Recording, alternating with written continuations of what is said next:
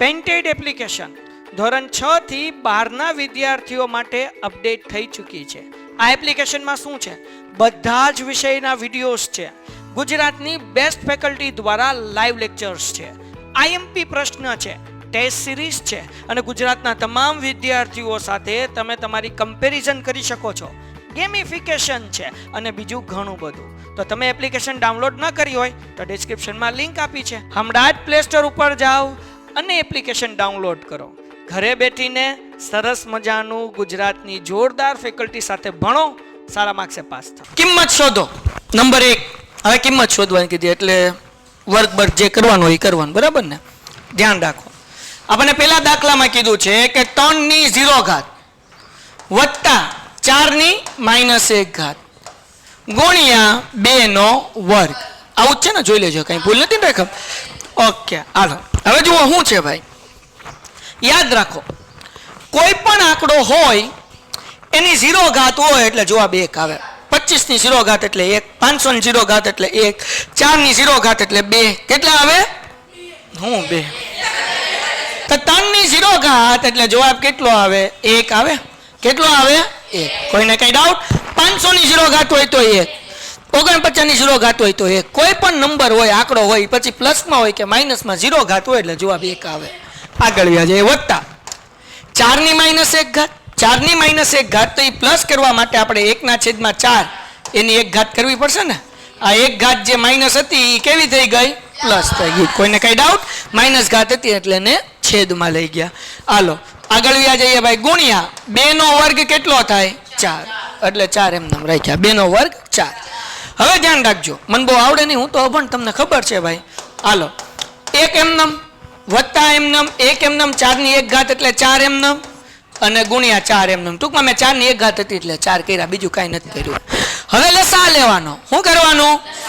અને બીજી રીતે કહું તો ચોકડી ગુણાકાર કરવાનો. 4 નો ગુણાકાર કોની હારે કરવાનો? 1 સાથે. 4 એકા 4 વત્તા 1 એના છેદમાં 4 ગુણ્યા 4. 4 ને 1 5 ના છેદમાં ગુણ્યા 4 4. જવાબ કેટલો આવે? દાખલો થઈ ગયો પૂરો. કોઈને કઈ ડાઉટ? મોસ્ટ આઈએમપી દાખલો છે, એક્ઝામમાં પૂછાશે. નેક્સ્ટ સમ. હવે હેલો દાખલો ભાઈ. શું કીધું ભાઈ? તો કે સાહેબ કાંઈ નથી કીધું, દાખલો ગણવાનું કીધું. તો હું ગણવાનું કીધું? તો કે 2 ની -1 ઘાત ગુણ્યા 4 ની -1 ઘાત ભાગ્યા 4 ની -2 ઘાત. જગતની માલિપા બેઠેલા મારા મિત્રો, આ દાખલો 2 રીતે કરીએ કઈ.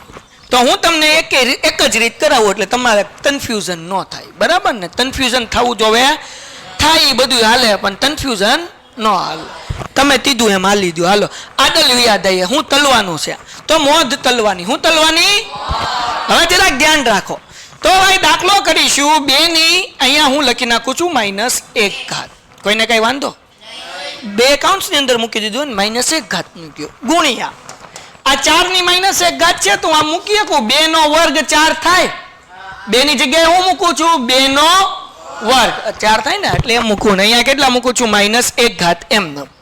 આ -1 ઘાત હતી એમ ન મૂકી, 4 ની જગ્યાએ મૂક્યું 2 નો વર્ગ.